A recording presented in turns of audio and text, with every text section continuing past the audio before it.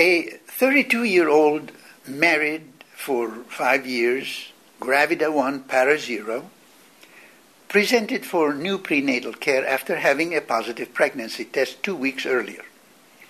She contracted HIV from her first partner during college, and she tested positive for HIV during routine exam for a life insurance application. She has not sought therapy, has not told her husband, and because the HIV test was administered as part of an insurance application, the result was not reported to public health officials.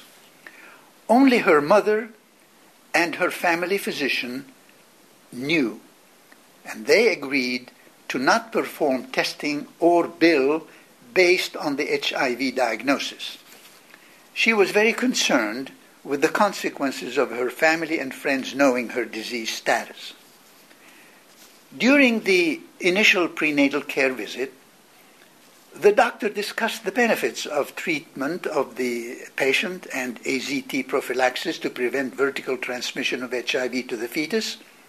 She agreed to be treated, but she did not want testing or any billing to occur with the code for HIV. She also did not want this information shared with any family member other than her mother.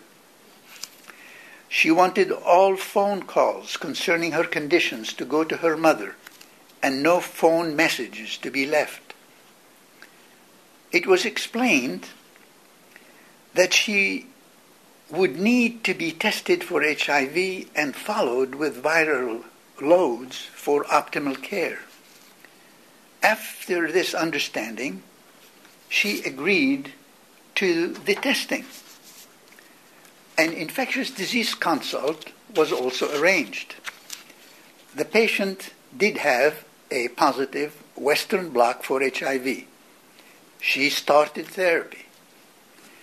Now, the state where testing was performed has laws mandating the reporting of HIV-positive status to the Department of Health. The hospital where the testing was completed took the steps necessary to notify the public health officials. Following her testing, the patient was made aware of this. She was mortified. She requested that these steps not happen.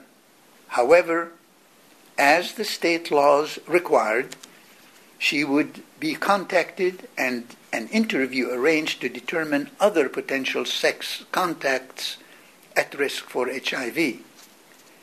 These persons at risk would then be contacted and offered HIV testing without revealing the identity of the person who placed them at risk.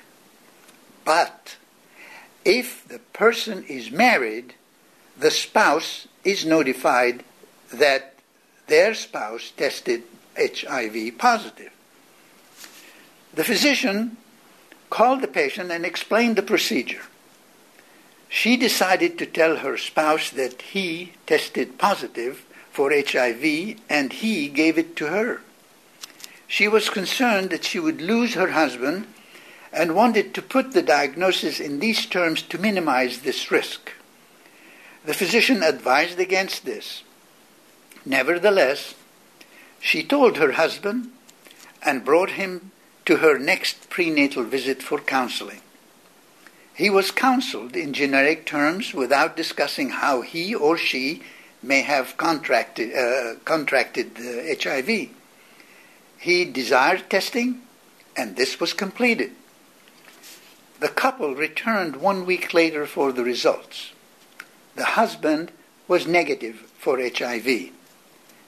The patient told him that it was possible that he had cleared the virus. The couple was counseled on safe sex practices for partners discordant for HIV. The patient went on to have an uneventful pregnancy with heart therapy and had an infant negative for HIV.